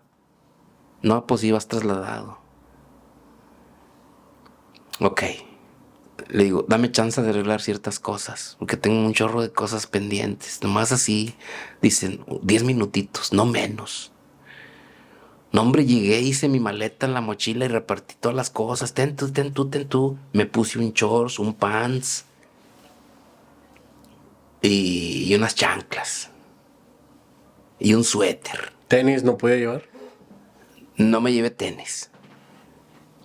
Entonces, ahí en el área de pintura repartí mis pinceles. Hice también una maletita donde les dije a mis compañeros, me mandan esto. No, sí me los enviaron. Pero ya cuando me subí al camión con las manos así, se crea una incertidumbre, un pánico, angustia, miedo, terror, todo lo que tú quieras. Vas temblando, la gente va con miedo, ¿a dónde me llevan? O sea, nosotros pensábamos que nos llevábamos a Apodaca, y ya sabíamos lo que nos esperaba. Por dichos, decían que te recibían con una tabliza. Y no podías asomarte por las ventanas a donde te llevaban. Ibas así en el camión. Todo el trayecto. Todo el trayecto. La cabeza en la rodilla. Sí, pero llegó un momento en que el celador era bonachón. Muchos dijeron, oye, ya me cansé de ir agachado. Bueno, levántate poquito. Y en eso me tocó pedirle a mí, dame chance de levantar la cabeza. Sí, levántense tantito todos. Y vi que el camión iba para Cadereyta. Y todos nos pusimos felices, lo recuerdo. Hasta que hicimos cantar, ¿ves? O sea, se te apagó la angustia, el terror, el miedo, el pánico. Vamos para Cadereyta, qué padre. Ya. Así como era sabido de Apodaca, también era sabido de Cadereyta que era un lugar neutro. Sí, es correcto. Ok. Aún así, llegando a Cadereyta, nos encueraron, quítense la ropa. Y van para allá.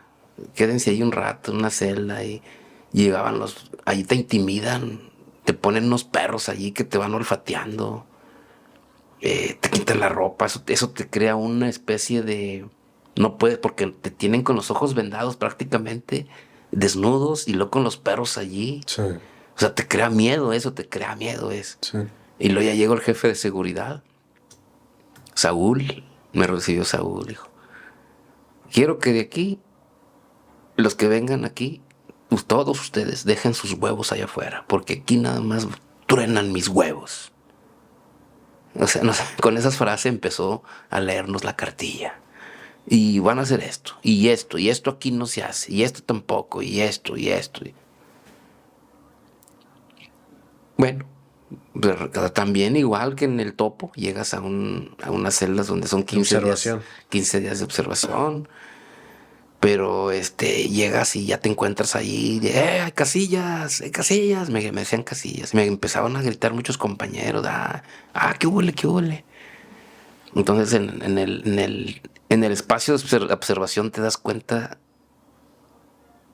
que es una especie de bienvenida, ¿ves? O sea, es una especie de apoyo, algo que tú logras hacer en la cárcel, crear buenas amistades. Eres hermano de los que están ahí, en el sentido de que estás viviendo la misma situación precaria, si tú quieres llamarlo así. Recuerdo bien que fue un 7 de julio que me trasladaron de penal. Era como un jueves, entonces el sábado iba a haber visita. El sábado me fue a visitar mi mamá, una hermana, una sobrinita, y me llevaban un pastel. Entonces se regresaron llorando porque les dijeron que ya no estaba yo ahí, que me lo habían trasladado. Pues, para eso entonces, como estaba en observación, no podía llamar a su familiar. no podíamos llamar, no podíamos hacer llamadas. Ok. No, ni visita, mucho menos visita. Ok. Oye, pues mi mamá con sus 85 años fue a visitarme. Me llevó el pastel y la comida. Pues obviamente allí no entraba nada de eso. Me contó después que se regresó llorando mi mamá. Mi mamá era una persona muy fuerte, muy fuerte. Pocas veces la vi llorando yo. Pero allí en el penal las situaciones eran tan angustiosas tanto para la visita como para nosotros, que sí, te aflojaban, te aflojaban. Me acuerdo de un caso, fíjate, precisamente hablando de las lágrimas de mi mamá. Ese día hubo un motín muy fuerte, hubo muchos muertos. Entonces el Ministerio Público, para investigar, para deslindar responsabilidades, te tiene en investigación 36 horas, que son de ley. En esas 36 horas estás prácticamente incomunicado y no puedes hacer nada, no recibes visita. Entonces, yo ya le había dicho yo a mi familia, al día que haya un motín, ustedes van a ver en la televisión los motines, no vayan. No vayan. Si estoy muerto, mamá, pues no pueden hacer nada. Y si estoy vivo, tampoco, mamá. Pero como ustedes ya saben que yo no me meto en ningún problema, que mi Dios me protege, voy a estar bien, mamá. Y sí, nunca me equivoqué en ese aspecto, de tener una confianza en mi Dios. Pero en ese motín que te estoy diciendo, que fueron 36 horas, el celador iba gritando, allí pierdes la identidad, allí te conocen por números.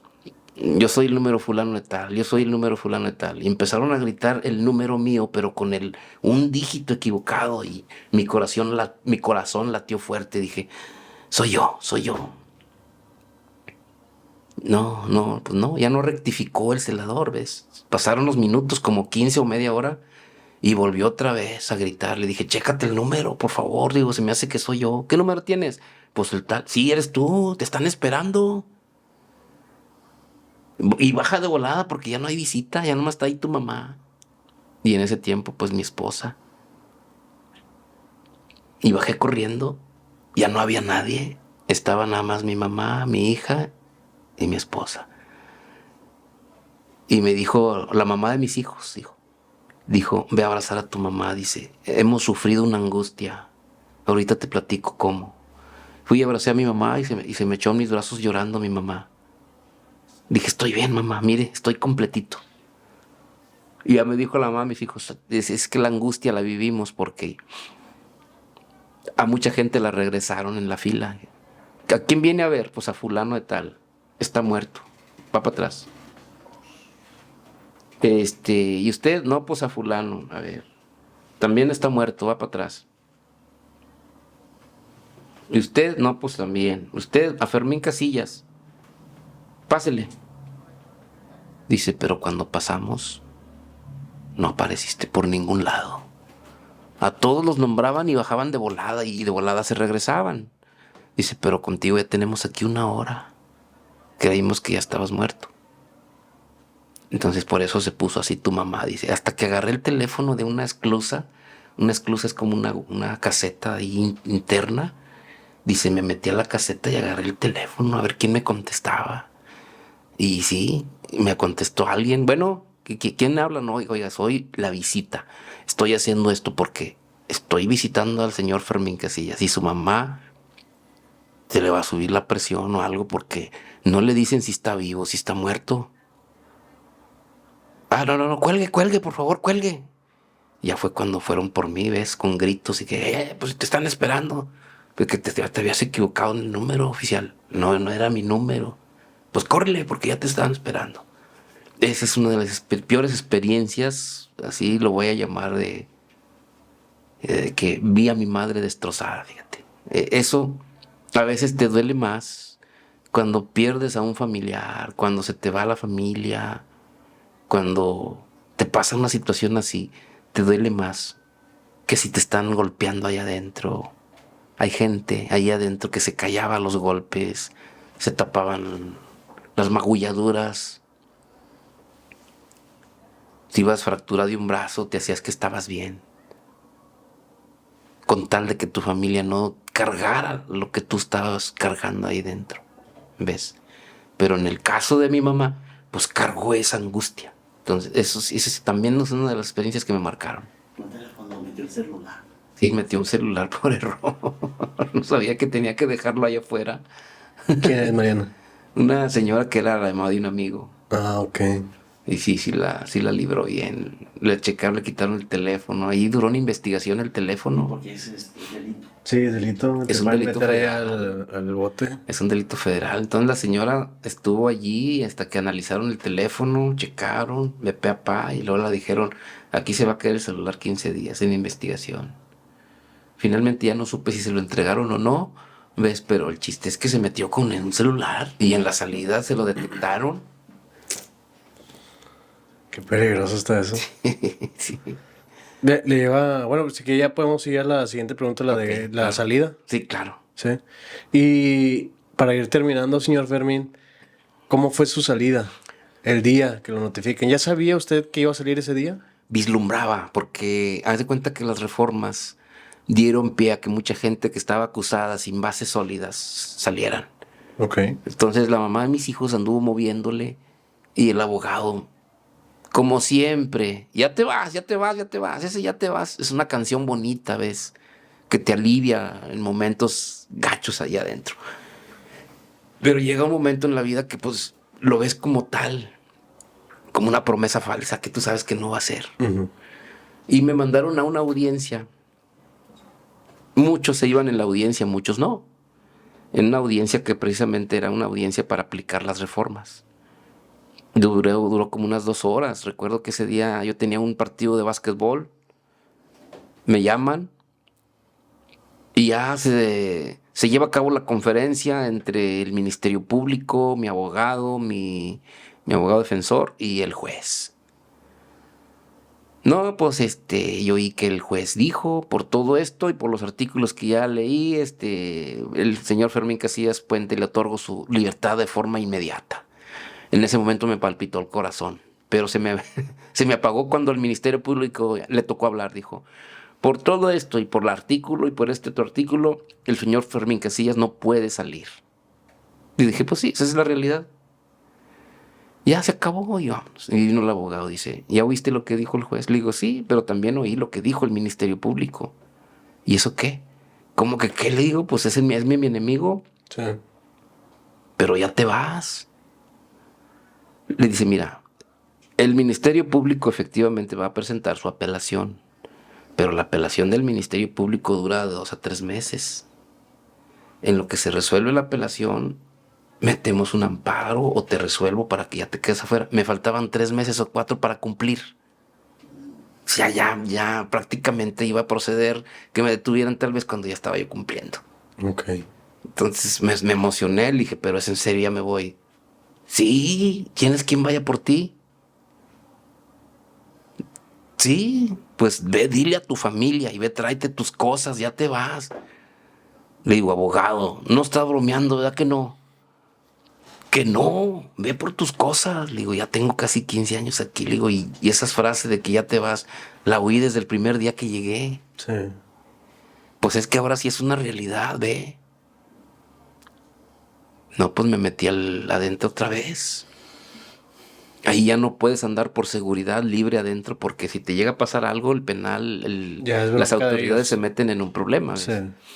Pero como yo era ahí, una persona tranquila, me dejaron ir a despedirme de ciertos compañeros, agarrar mis cositas, me traje una cobijita y no sé qué me traje, unas cosillas, mis pinturas, mis pinceles. Mis pinceles son como mis manos, ¿ves? No los dejo. Tengo una colección de mis pinceles que no los dejo para nada. Fíjate, había una persona que le había dicho a mi mamá y a mi hermana, que eran las que más me visitaban, quiero que me den el privilegio de que cuando salga el señor Fermín yo vengo por él. Ah, sí, dijo mi mamá, está bien. Entonces Mariana, de la que hace un momento hablé, la señora Mariana, es la que metió un celular por equivocación y que la directora Elisa, gracias a ella, pues la señora salió bien, bien librada, ¿ves? Metió un celular por equivocación. Bueno, la señora Mariana cada 8 días me mandaba a hablar. ¿Ya rectificó el número? Porque ya cambié. Ah, no. Sí, bueno. Y otra vez le voy a dar el de mi nuera y le voy a dar el de mi vecina. Y bueno, está bien. Yo decía, bueno, está bien. Pues qué atinada estuvo, porque el día que ya le marqué, no me contestó. Y luego le marqué a la vecina y tampoco me contestó. Y luego le marqué a la nuera, y a la nuera me contestó. Y ya le dije, oiga, soy Fermín Casillas. Ah, sí, sí, ¿qué pasó? Digo, pues ya voy para afuera. Y su suegra me dijo que iba a venir por mí. Ah, sí, claro. Ya le marcó a su número ya, pero no me contesta. En este momento voy por ella. ¿En cuánto tiempo está afuera? En 1 hora. En 1 hora está ahí ella. Y ese día teníamos reunión ahí con los testigos de Jehová. Así que fui también, me despedí ahí de los hermanos y fue algo emocionante, fíjate. Lo primero que hice ahí saliendo, pues fue voltear a ver el cielo, y así como volviendo a nacer, dando gracias, ¿no? Y luego vi el lugar por donde entraba la visita todos los días. Dije, todo esto hace mi madre, o hizo mi madre para venir a visitarme. Y todo eso hacen las mujeres actualmente. Es una tremenda fila entre mallas, así en zigzag. Porque pues es un penal de alta seguridad. Ya, el penal de Cadereyta es un penal de alta seguridad. Así sé que hasta para entrar a la visita hay módulos, hay rejas, hay mallas por donde tienes que ir por pasillos bien largos, escaleras, bajar escaleras, subir escaleras. Entonces fue algo muy emocionante, fue un episodio de mi vida que también me marcó. Y yo vislumbraba mi salida, pero en último momento, hasta dudé de mi abogado, dudé de las autoridades. Entonces, ese también es un episodio que se marcó, que se quedó en mí. Qué buen momento, güey. Yo creo que de los mejores momentos de la vida, ¿no? Salir de una prisión. Sí, definitivamente, es un cambio de 180 grados en tu vida, en todos los aspectos. Y también podemos hablar de un poquito de sus pinturas, señor Fermín, y de esa terapia que hace. También para ir cerrando. Por supuesto. De hecho, te voy a compartir mi exposición de arte en el Corredor del Arte de Televisa 2010 y un concurso de canto en el que participé ahí en Cadereyta también, una entrevista que me hacen. Va a estar, fueron también episodios de mi vida muy importantes. Mira, primero hablemos un poquito de la pintura. Yo cuando empecé a pintar fue casi desde el primer día. Te hablaba yo de que el primer día que llegué allí era un encierro total de 15 días para observación. Pues allí, no sé de dónde agarré un papel y una pluma y me puse a hacer dibujos. Y los compañeros ahí empezaron a ver, aquí hacen pinturas, tú tienes que estar ahí. Efectivamente, empecé ahí a reunirme con los que estaban pintando. Y para mí eran unas maravillas lo que hacían. Dije, ¿cuándo lo voy a lograr yo hacer algo así? Pues fíjate que no sabía que tenía talento. Me di cuenta que tenía talento y en 3, 4 meses ya estaba vendiendo yo mis pinturas. Desde entonces no he dejado de pintar. Estoy hablando de 2002. En 2005 gano mi primer concurso internacional. 2006 el segundo. Luego las galerías empiezan a fijar en mí. Yo desde 2005 expongo en una galería de San Pedro hasta la actualidad. Y en pandemia me cerraron una porque pintaba para dos. Ahorita nada más es una galería y se vende muy poco. La verdad es que el arte desde el 2010 para acá, que hubo una crisis aquí en Monterrey, ya se vende muy poquito el arte. Pero es una de las cosas que me ayudó a sobrellevar una situación tan difícil en ese aspecto, que me ayudó a ser libre en un lugar de 4x4, en una celda de 4x4. Aprendí a ser libre, aprendí a interpretar el mundo desde la perspectiva de un artista. Yo escribía, yo cantaba, tomé cursos de música, de guitarra, pero no se compara en nada con la forma maravillosa de expresarte a través de un lienzo, a través de un dibujo. Empiezo a crear historias en lienzos. Te voy a contar dos de ellas, porque tengo muchas historias. Ya te hablé de la situación de Beto. Sí. Beto, el que se suicidó, me inspiró a pintar un cuadro, Quimera Libertad, donde pinto unos zapatos y un papel que deja ahí. Con el poema. Con el poema, correcto. Y yo con ese me fui a Francia, Bélgica y Luxemburgo. Primeramente mi cuadro estuvo expuesto aquí en el Museo de Fátima. Es un museo muy importante ahí en San Pedro. Sí. Y ahí es donde descubrieron mi talento. Yo no sabía que tenía talento, me negaba a creerlo. ¿Ves? Los seres humanos somos así, no creemos en sí mismos. Entonces ahí empecé a creer en mí porque alguien me llamó artista, ¿ves? Es un artista. La prensa me buscó para entrevistarme. No sabían que estaba preso. Como ya estábamos escamados, mi pobrecita familia, la familia carga también con tus males, con las decisiones que uno tomas para bien o para mal. Entonces una de mis hermanas dijo, no, pues no está, no, pues no, ¿por qué lo quieren? No, es que mire, se sacó un concurso y queremos entrevistarlo, somos del canal de Televisa y bueno, no, pues están en el topo, está preso. No, pues llegaron, y las autoridades ya me dijeron, ¿quieres recibir la prensa? Vienen a entrevistarte como artista. No, pues claro que quiero. Entonces, con ese cuadro me fui a Francia, Bélgica y Luxemburgo, pero también con ese cuadro empecé a sentir la libertad, fíjate. La libertad que solamente un artista puede conseguir a través de sus pinceladas, sus matices, sus colores y los lienzos. Entonces, de ahí ya no dejé de pintar nunca. Actualmente todavía me dedico a la pintura. Y luego plasmé otra historia, la de la PA. Esta pintura, de hecho, se encuentra en una notaría muy importante que está ahí en la Macroplaza. Me la compró un notario. Esta pintura me inspiré en el APA. El APA es un señor que estuvo 30 años preso. Se llama Emilio. Los apellidos no los recuerdo. Este señor era una persona que sonreía mucho, era feliz, consiguió estar libre dentro del penal. Y un día lo vi con una cobija, estaba haciendo frío, sus guaraches, y traía un virote, un pan de este tamaño. Y andaba feliz. Incluso me hizo recordar alguna escena del Chavo del Ocho, donde Kiko trae su juguete nuevo y no haya cómo presumírselo a la gente, ¿no? Ahí. Sí. Me hizo recordar que la PA hacía lo mismo. Veía las caras de la gente como diciendo, mírame, estoy feliz porque tengo que comer y tengo una cobija. Dije, esto tiene que hacer, tengo que plasmar esa historia. Y la plasmé. El notario público me hizo que le pusiera una reseña en qué me había inspirado.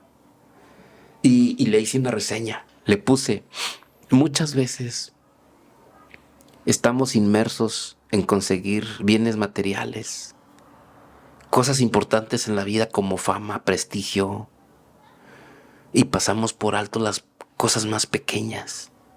A veces con que tengamos que comer y en qué dormir y un techo, se nos olvida que somos felices y que podemos ser felices. Y el notario quedó encantado con eso, les recibe a gente que se va peleando si hay herencias millonarias, ¿ves? Uh-huh. Y antes que inicie el debate, el pleito allí, él les dice, vengan, ¿qué ven en este cuadro? Por favor, los invito a que sean observadores de este cuadro. Y ya les dice mi reseña, miren, este cuadro lo pintó un artista que con eso quiere decir que debemos de estar contentos con que tengamos que ponernos y que comer. Sí. Entonces, esa es una historia. Luego ya voy a contarte más historias que las tengo en lienzos precisamente. Claro que sí. Si mi cuenta es Arts Fer Casillas. Arts Fer Casillas. Ahí me pueden encontrar. Ahí van a encontrar esta historia de la PA y la relato en pocas palabras. Y ahí está la pintura. Esta pintura la hice en acrílico. Fíjate, el acrílico es una de las técnicas más difíciles para un artista. Y me refiero a hacer un rostro, no un paisaje. Un rostro tiene sus dificultades para hacerse en un rostro. Entonces, de hecho, me preguntaron muchos, ese es un óleo. No, digo, no es un óleo, ese es un acrílico. Mucho más Y complicado. mucho más complicado. Entonces, fue una de mis primeras obras que hice en acrílico y me produjo una gran satisfacción. Me tardé como 5 meses en terminarlo. Me gusta mucho y los colores y las sombras que mete está... Sí. Pues sí, es un artista. De hecho, literal. ese fondo es una de las paredes El topo. del topo allá en Ampliación. Así estaban pintadas. Y con la que es mugre, ¿no? Sí, está chorreada la pared. Sí. Así es, así Que es. está muy, muy padre. Gracias. Como quiera, vamos a dejar las redes sociales, página de Facebook, ¿verdad? Sí, tengo mi cuenta Facebook. Cuenta de Facebook, Sí. donde tienen las pinturas. Sí, Arts Fer Casillas Puente. Ok. Y la donde hago mis terapias de biomagnetismo médico, que ya hablaremos un poquito más de eso. Si me das una segunda parte, una segunda Sí, oportunidad. claro que sí. Les voy a hablar de lo maravilloso que son estas terapias. Se están salvando mucha gente sin tomar medicina alopática que les daña, que nos daña, que causa efectos secundarios. Esa es mi cuenta es Fer Terapias con Imanes. Así, Fer Terapias con Imanes. Ahí me pueden, esa es mi cuenta de Facebook. De imanes. Claro que sí, como quiera va a estar apareciendo aquí en la pantalla y en la descripción van a estar las páginas de Facebook del señor Fermín. Gracias. Muchas gracias, señor Fermín, por Al contrario. haber estado aquí presente. Como quiera, segunda parte tiene que haber. Claro que sí. Ahí como que nos ponemos de acuerdo. ¿Qué le pareció el podcast? Pues es una maravillosa forma de expresarnos, ¿verdad? Y sacar cosas que traemos allí. Y pues es un mensaje también para la sociedad, para mucha gente que se puede beneficiar, ¿ves? O sea, más allá de estar satisfaciendo un morbo o algo así, yo creo que esto debe dejar una enseñanza a todos. Sí, y que la reinserción social sí existe. La reinserción social sí existe. Es totalmente subjetiva como lo son muchos conceptos en la vida, pero cuando toma uno la decisión, existe, es real. Muchas gracias, nuevamente. Al contrario, muchas gracias. Pues muchas gracias a la gente que vio, escuchó este episodio. Espero que tengan un excelente día, tarde, noche. Nos vemos en un siguiente. Señor Fermín, muchísimas gracias. Muchas gracias. Gracias a todos. Adiós. Bye.